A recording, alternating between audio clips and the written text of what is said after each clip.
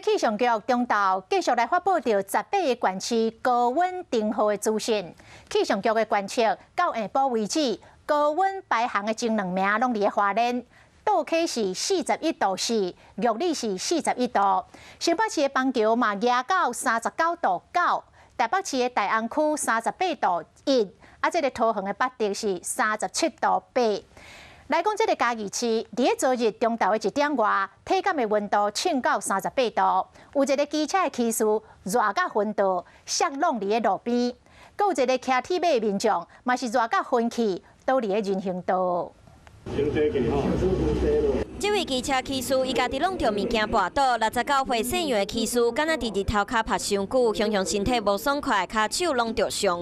那因为刚吃完饭以后，觉得天气太热，刚好体力不支倒地。较无1点钟，阁有骑士热到昏倒，60岁脚踏车骑士倒伫人行道，身体真虚弱。是因为天气炎热，体力不支，头部有一些外伤。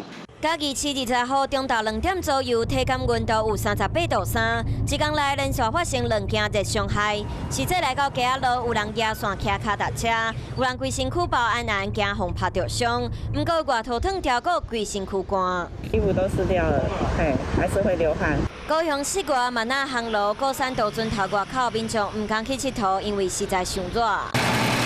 来一碗透心凉的串冰，大家拢去冰店食冰。门口排队民众袂少，花莲玉里镇21号中昼1点，体感温度44度4，真正有够热。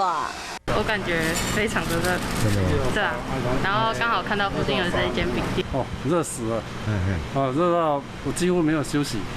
日头赤炎炎的状况恐惊阁会继续。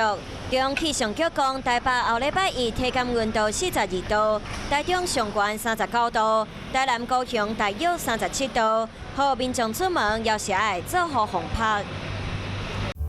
我是林依文，想要关注体育的朋友们，记得收看52动起来，然后还要订阅我们的 YouTube 频道，赶快按赞、订阅、开启小铃铛。